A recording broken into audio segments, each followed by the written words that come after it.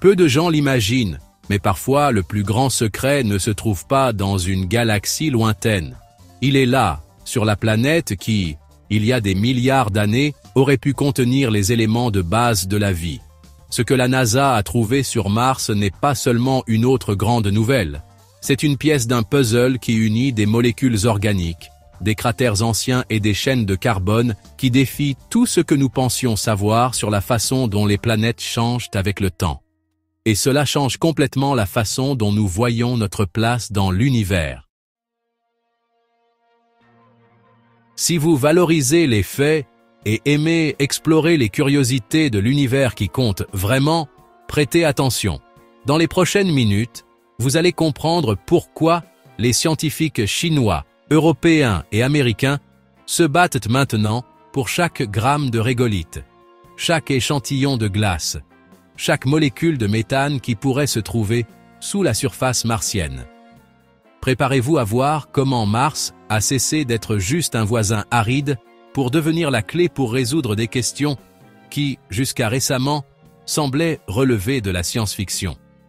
Ce que vous découvrirez aujourd'hui pourrait changer à jamais la façon dont vous regardez ce point rouge dans le ciel. Peu commentée en dehors des cercles d'experts, la récente annonce de la Chine concernant la création du laboratoire d'exploration de l'espace profond marque un grand changement dans son programme spatial.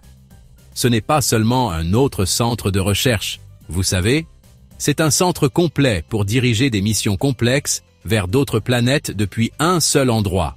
Et remarquez, il est directement connecté à l'Université des sciences et technologies de Chine, l'une des meilleures écoles d'Asie.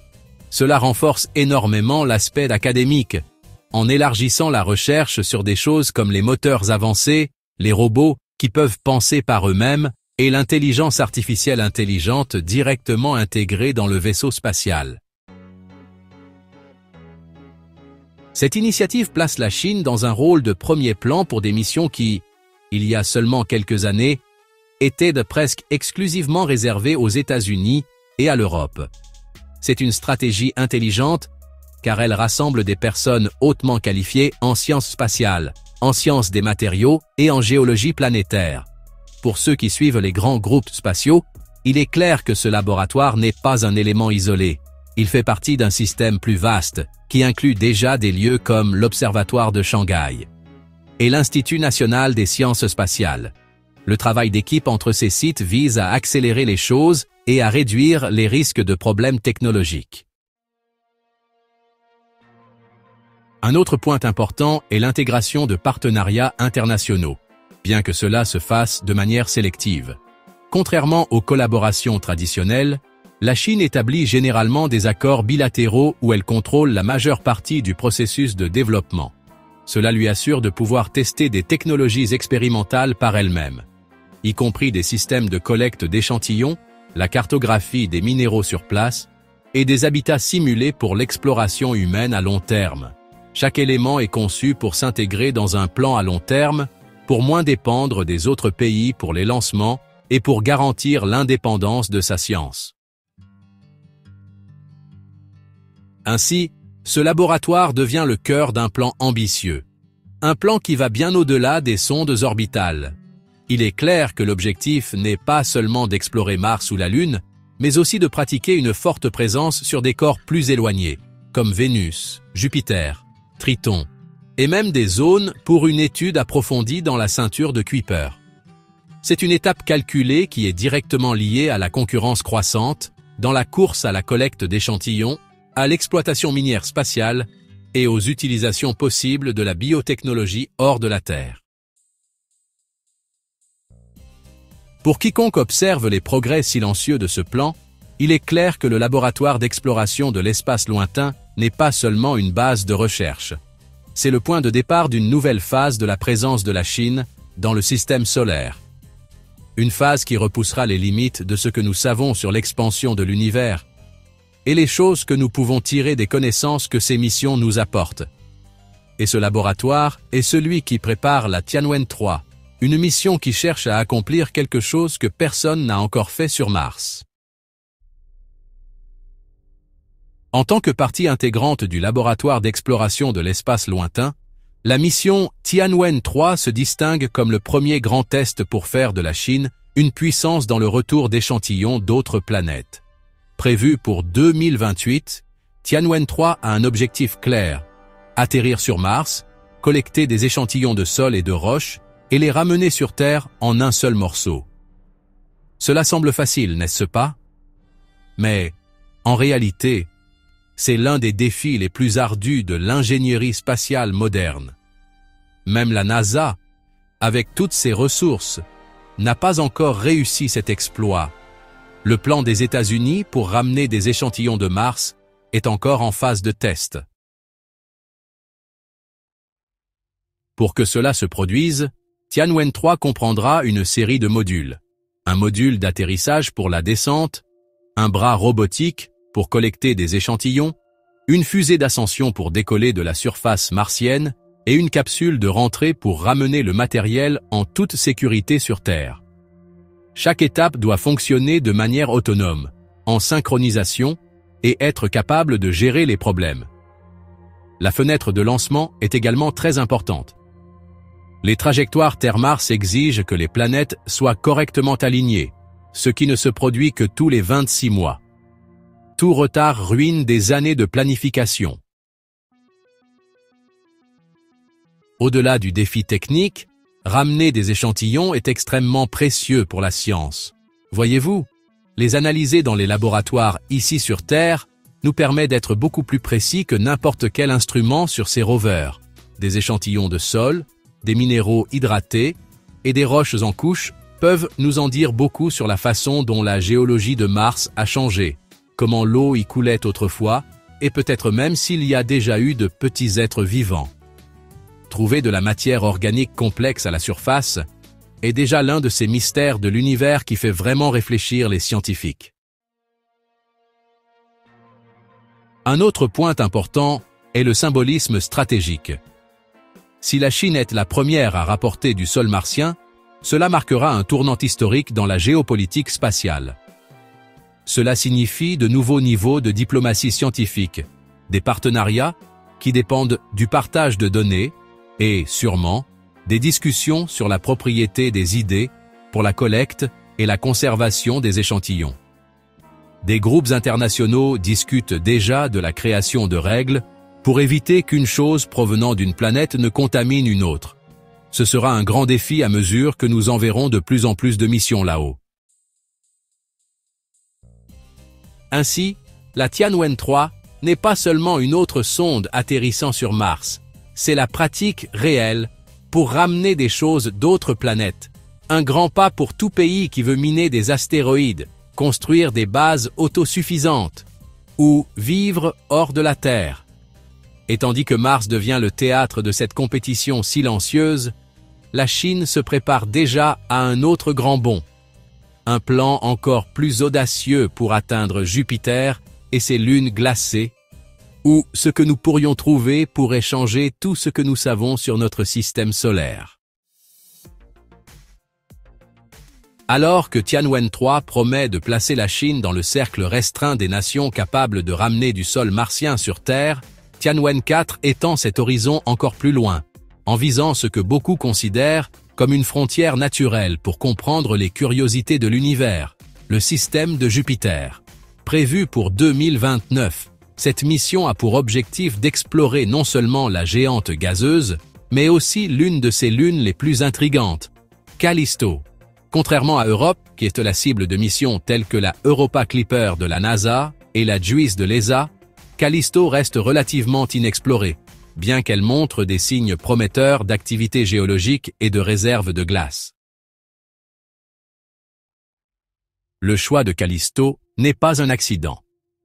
Parmi les grandes lunes de Jupiter, Callisto se distingue car elle interagit le moins avec la ceinture de radiation superpuissante de Jupiter, ce qui facilite grandement les opérations des robots. Ce détail technique réduit les risques pour les équipements délicats, permet à la sonde de fonctionner plus longtemps en surface et nous permet de recueillir des informations plus détaillées. De plus, il existe des théories selon lesquelles Callisto pourrait abriter un océan sous sa surface. tout comme Europe, ce qui nourrit des idées sur des endroits qui pourraient être propices à des formes de vie étranges. La Tianwen 4 ne volera pas seule. Elle travaillera main dans la main, plus ou moins, avec les missions Europa Clipper et JUICE, créant une sorte de réseau d'observation pour les lunes glacées de Jupiter. Cette approche combinée est intelligente, vous verrez, car elle nous donne des informations supplémentaires qui nous aident à mieux comprendre comment les satellites naturels changent, comment la glace se déplace, et même comment la gravité altère leur surface. Chaque parcelle d'information nous aide à créer de meilleurs modèles de lieux qui pourraient abriter la vie en dehors de la Terre. En plus de collecter des données, la Tianwen 4 servira également de champ d'essai pour les technologies de propulsion à longue portée et les manœuvres d'insertion orbitale dans des environnements très dynamiques. Opérer une mission de cette ampleur autour de Jupiter exige une précision millimétrique, car toute erreur de calcul pourrait entraîner la perte totale de l'équipement en raison des intenses forces gravitationnelles de la planète. Maîtriser ces manœuvres est crucial pour les futures missions vers Saturne, Uranus, Neptune ou même vers des exoplanètes proches. Ainsi, bien que le monde hésite encore un peu sur la possibilité de ramener des échantillons de Mars, la Chine accélère vraiment son jeu scientifique, en se concentrant sur l'exploration de lieux où la vie pourrait exister au-delà de la Terre. Et ils améliorent également notre compréhension de la formation des systèmes planétaires. C'est un grand pas qui rapproche l'exploration des lunes glacées des théories sur les océans cachés sous leur surface. Et, par conséquent, cela nous rapproche de la réponse à certaines des questions les plus fascinantes sur la façon dont la vie a commencé et continue dans des endroits vraiment difficiles. Et pendant que Jupiter est dans le viseur, les préparatifs sur Terre avancent rapidement pour des missions qui, dans la vie réelle, simuleront des habitats dans des conditions extraterrestres. Alors que la Chine continue de progresser sur le plan technique pour les missions interplanétaires comme Tianwen 3 et Tianwen 4, une question très pratique se pose qui va bien au-delà de l'envoi de simples robots. Comment préparer les humains à vivre dans des environnements difficiles comme la Lune ou Mars? C'est de là qu'est née l'idée d'un grand simulateur d'habitat terrestre, qui devrait être prêt vers l'an 2030. Tout ce complexe sera comme une base de laboratoire capable de reproduire, de manière contrôlée, des conditions environnementales similaires à celles que l'on trouverait sur d'autres planètes. L'idée principale est simple en théorie, mais, écoutez, ambitieuse dans la pratique, créer des modules pressurisés, des systèmes de support de vie, de l'agriculture hydroponique et des systèmes de recyclage d'eau et d'air en circuit fermé, le tout testé avec des volontaires vivant en confinement à long terme. Contrairement à des expériences comme BIOS 3, qui a été réalisée en Union soviétique, ou Mars 500, qui était une collaboration entre la Russie et l'Europe, le simulateur chinois combine ce qu'ils ont appris de ces programmes avec une technologie actualisée en matière d'automatisation et d'intelligence artificielle pour surveiller l'état physique et mental des personnes en temps réel. Cet habitat n'est pas seulement un camp d'entraînement, vous savez, il fonctionne aussi comme un laboratoire pour créer de nouveaux matériaux de construction, des boucliers contre le rayonnement cosmique, et des solutions pour maintenir les lumières allumées dans des endroits isolés. Chaque petite chose qu'il contrôle dans ce simulateur a une utilisation directe pour concevoir des modules lunaires ou martiens. De plus, le projet leur permet d'étudier comment les gens s'adaptent à de nouvelles nourritures, à la biotechnologie, et comment les gens réagissent sous beaucoup de stress pendant une longue période. Tout cela est super important pour des missions qui pourraient durer des années sans revenir sur Terre. Une autre chose très intéressante est la façon dont ce simulateur est conçu de manière modulaire, afin qu'il puisse s'agrandir. Il a été conçu pour pouvoir représenter différentes situations, en devenant de plus en plus difficiles. Des voyages rapides, de seulement quelques semaines, jusqu'à des séjours de plus d'1 an, avec différentes équipes qui se relaient. Cette façon de faire les choses nous donne des informations solides pour planifier des bases qui resteront sur d'autres planètes pour toujours, ou pour longtemps. Ce genre de choses nécessite à la fois une ingénierie très intelligente et une compréhension profonde de ce que les gens peuvent et ne peuvent pas faire avec leur corps. Pour tout pays souhaitant rester hors de la Terre pendant une longue période, investir de l'argent dans de grandes simulations est une nécessité pour réduire les risques et économiser de l'argent. Donc, construire cette maison terrestre n'est pas seulement un test unique, c'est le lien entre la recherche robotique et les gens qui restent pour toujours sur d'autres planètes. Au final, chaque test nous rapproche de faire de notre arrière-cour planétaire un premier pas pour étendre notre portée dans l'univers, même si, pour l'instant, c'est à l'intérieur d'un bâtiment construit ici sur Terre. Pendant que nous sommes occupés à développer ces habitats comme terrestres pour les longues missions, la Chine prend de l'avance, dirigeant une partie de ses fonds vers un endroit que beaucoup considèrent comme totalement hors de propos, Vénus. Prévue pour 2033, cette mission vise à réaliser quelque chose de jamais fait et de super ambitieux, collecter des échantillons de l'atmosphère de Vénus et les ramener sur Terre. En bref, c'est une avancée technologique comparable au retour d'échantillons de Mars, mais avec des maux de tête supplémentaires, comme la pression atmosphérique écrasante, des températures plus chaudes que 460 degrés Celsius et une composition chimique vraiment désagréable et corrosive. Vénus a toujours fasciné les astronomes par ses deux facettes. D'un côté, elle ressemble à la Terre par sa taille et sa composition. De l'autre, c'est un exemple super extrême d'effet de serre incontrôlable.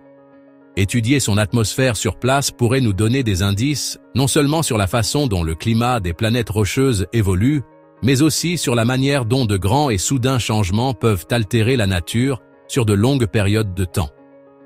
Si une mission de collecte d'échantillons réussit, cela pourrait nous aider à affiner nos modèles climatiques ici sur Terre et ensuite à trouver de meilleures façons de gérer le changement climatique.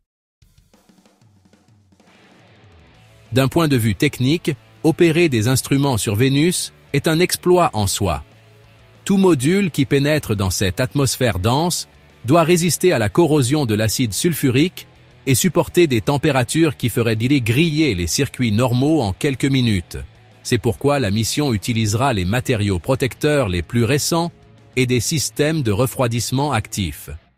De plus, les mécanismes de collecte devront fonctionner dans un environnement difficile, prélever des particules d'aérosol et les stocker afin qu'elles ne soient pas perdues lors du voyage de retour vers la Terre.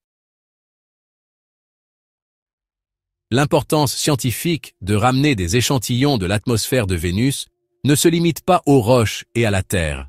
Dernièrement, la découverte de possibles traces de phosphine, une substance qui, ici sur Terre, est liée aux êtres vivants, a relancé le débat sur la possibilité de minuscules formes de vie flottant dans les couches supérieures de Vénus, où il ne fait pas aussi chaud.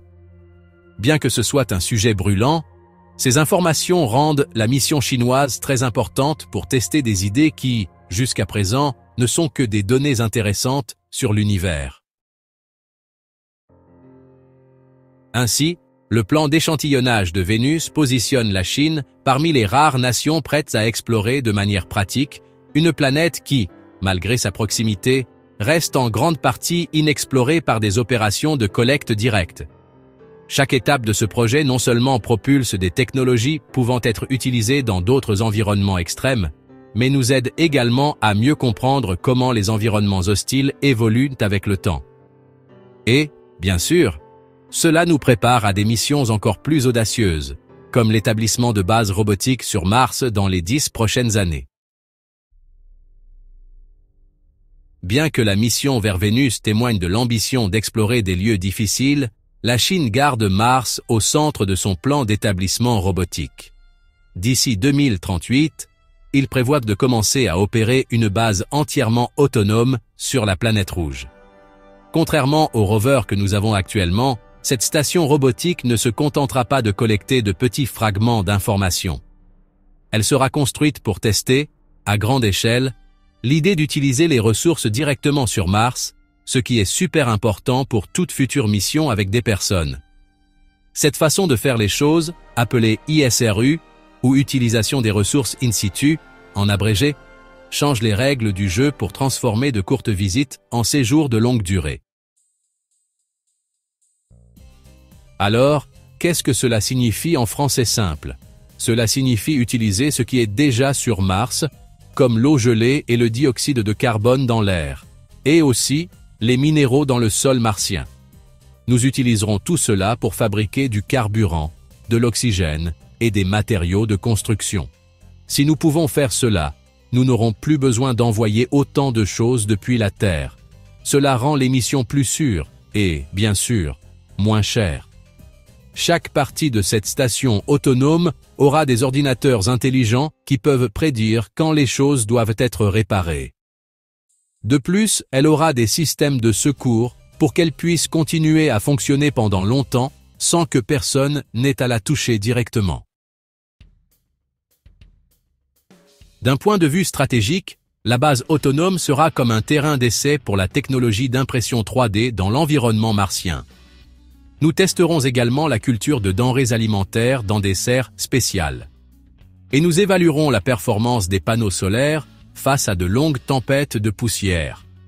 Ces tests nous aideront à déterminer la durabilité de notre équipement dans des conditions extrêmes.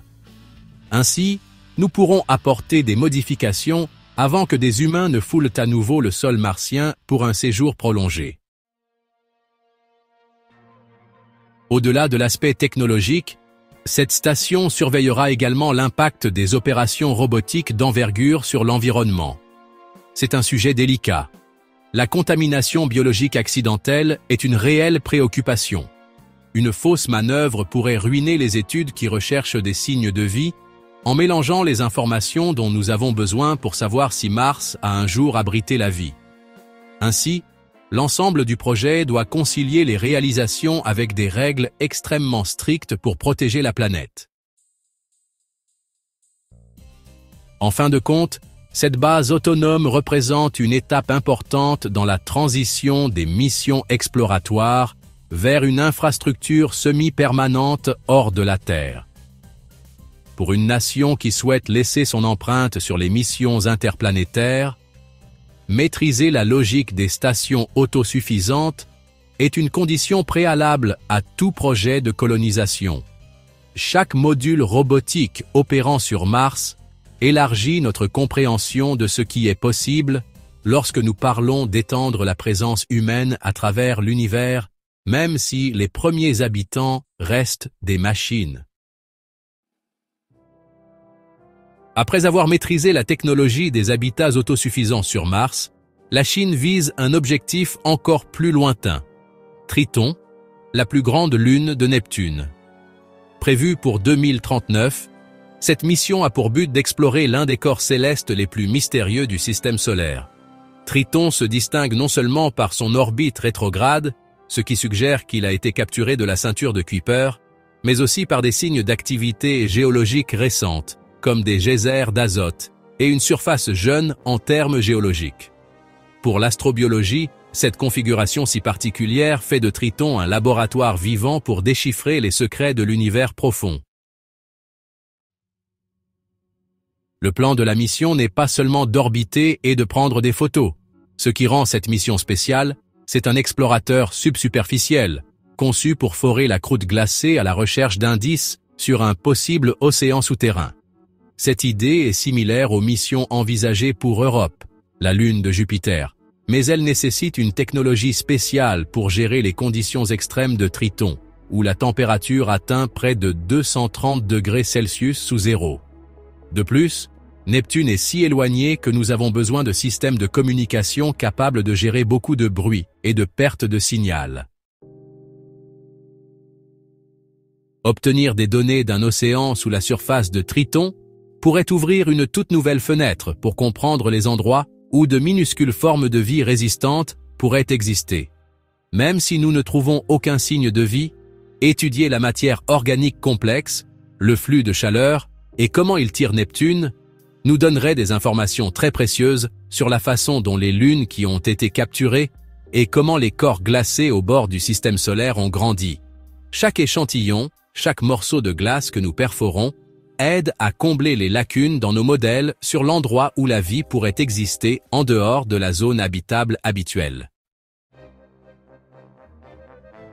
D'un point de vue logistique, Triton est la preuve ultime de l'indépendance qu'une mission peut avoir. Les informations mettent plus de 4 heures à arriver, donc nous ne pouvons pas simplement intervenir et régler les choses immédiatement. C'est pourquoi la mission s'appuiera beaucoup sur les programmes de prise de décision intégrés au vaisseau spatial. De plus, des robots qui peuvent se rendre compte de ce qui ne va pas et le réparer sur le lieu le plus éloigné que les humains ont exploré avec la technologie. Ce niveau d'indépendance est essentiellement une répétition pour de futures missions vers des endroits encore plus éloignés, comme Pluton ou d'autres corps glacés dans la ceinture de Kuiper. Ainsi, explorer Triton n'est pas seulement une étape de plus sur la feuille de route de la conquête spatiale chinoise, c'est un grand pas en avant pour explorer les points les plus extrêmes. Sur cette roche, il y a des océans cachés, des terres en mouvement, et la gravité qui attire tout, l'unissant. De plus, cela montre les limites de ce que les robots peuvent faire. Chaque pied que nous ferons, nous n'obtenons pas seulement des informations, mais nous découvrons comment, même dans les endroits les plus froids et les plus éloignés, il pourrait y avoir des indices pour comprendre ce qui unit les planètes, les lunes glacées et les secrets les plus profonds de l'univers. Pendant que les missions chinoises se dirigent vers des destinations lointaines comme Triton, il est impossible d'ignorer l'une des découvertes les plus étonnantes jamais faites ici même, dans notre propre arrière-cour planétaire, la détection de molécules organiques complexes par le rover Curiosity sur Mars. Depuis son atterrissage dans le cratère Gale en 2012, le Curiosity a examiné des couches de sédiments datant de jusqu'à 3,7 milliards d'années. Parmi les échantillons, il a trouvé la plus forte concentration de longues chaînes de carbone jamais vues sur la planète rouge. Des composés qui auraient pu se former à partir de processus géochimiques, mais qui ressemblent aussi à des fragments d'anciennes membranes cellulaires. L'importance de cette découverte est que les molécules organiques sont, par définition, les éléments constitutifs de la vie telle que nous la connaissons. Bien qu'elles ne soient pas une preuve directe d'être vivant, les trouver dans des couches aussi anciennes nous indique que Mars, il y a longtemps, aurait pu avoir des conditions propices à l'apparition de la vie. Les roches boueuses avec des sédiments préservés montrent que des lacs stables auraient pu exister pendant une longue période, créant des endroits favorables à l'apparition de petits organismes. Le Curiosity a également détecté des changements saisonniers dans la façon dont le méthane est libéré dans l'atmosphère. Maintenant, c'est quelque chose qui fait se gratter la tête aux astrobiologistes. Sur Terre, la majeure partie du méthane provient d'êtres vivants, bien que les roches et le sol puissent aussi en produire. Cette fluctuation, que les capteurs du rover ont très bien saisie, fait que les gens se demandent d'où pourrait venir ce méthane sur Mars. Chaque petite information que nous obtenons ajoute une autre pièce à un grand puzzle qui relie roches, produits chimiques et peut-être même des signes de vie. D'un point de vue technique, la robustesse des outils de Curiosity a été super importante pour maintenir ces échantillons en sécurité. Le forage minutieux, le système d'analyse chimique embarqué et l'envoi rapide des données vers la Terre démontrent la valeur inestimable des missions robotiques bien planifiées. Ces étapes sont maintenant la norme pour l'établissement des futures missions de retour d'échantillons, comme Tianwen 3. Cette mission suivra des règles super strictes pour s'assurer qu'aucune saleté ou germe ne se mélange. Ainsi donc, la détection de ces molécules organiques va bien au-delà d'une simple information.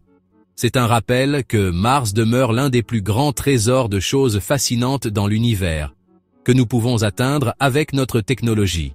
chaque nouveau forage, chaque fois que nous l'examinons avec un spectroscopie, démontre simplement l'importance de combiner des missions robotiques et, plus tard, des missions habitées, pour répondre à la question qui hante les scientifiques planétaires depuis des décennies.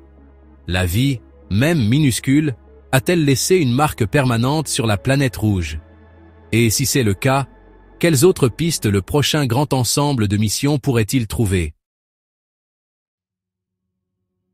La détection de molécules organiques par le rover Curiosity a ravivé une question centrale en astrobiologie. Que signifient réellement ces chaînes complexes pour le débat sur la vie au-delà de la Terre? Pour commencer, il est important de clarifier que les molécules organiques ne sont pas la même chose que la vie, mais elles démontrent qu'il y a des composés chimiques à base de carbone présents, lesquels sont essentiels pour des éléments biologiques comme les protéines et les membranes cellulaires.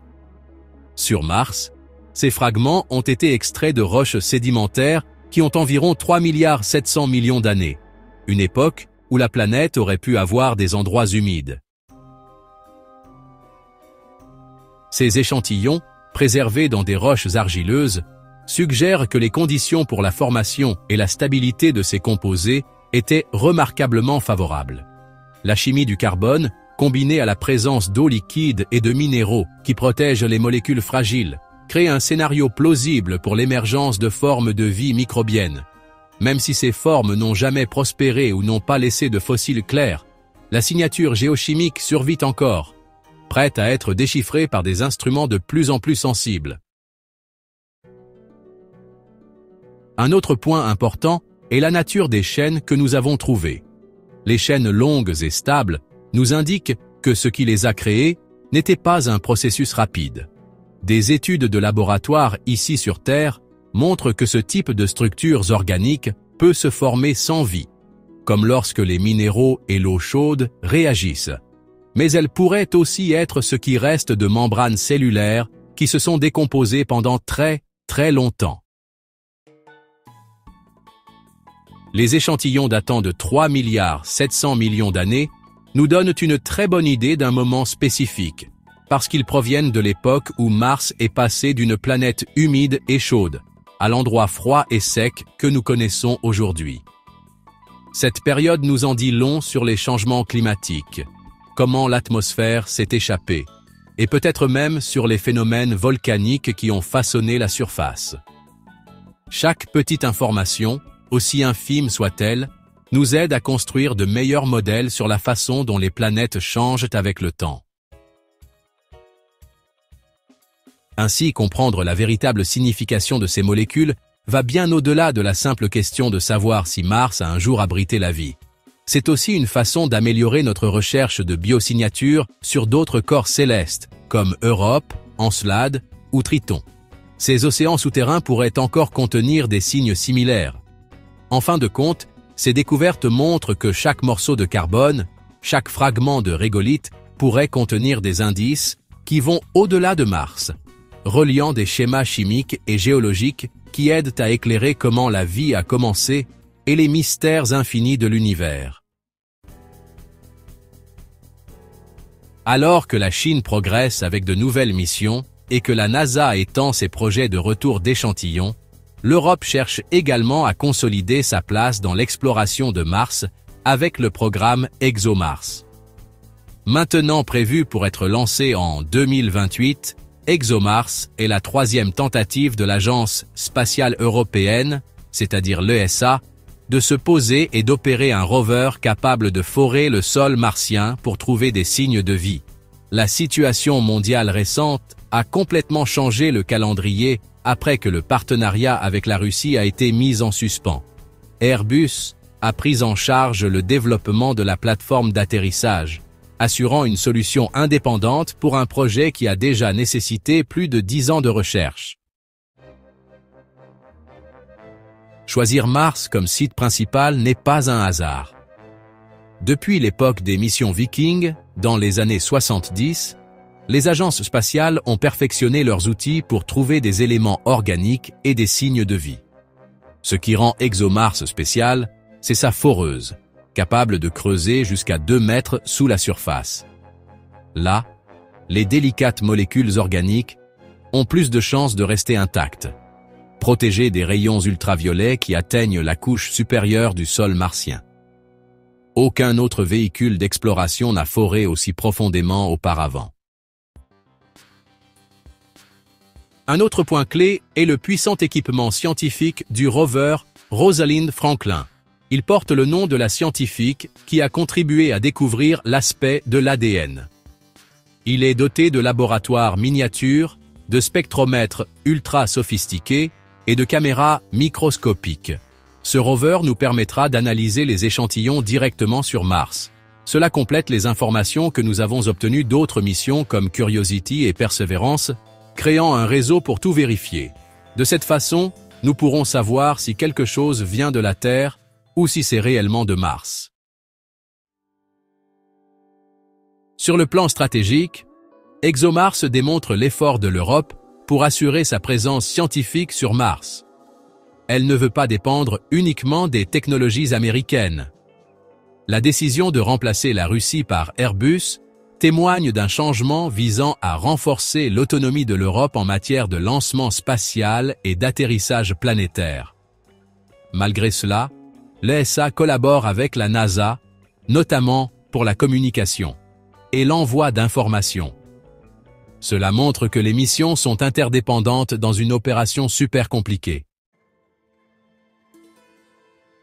Au final, ExoMars n'est pas seulement un rover. Il fait partie d'un vaste réseau d'efforts mondiaux pour comprendre Mars comme un laboratoire vivant et comment les planètes changent.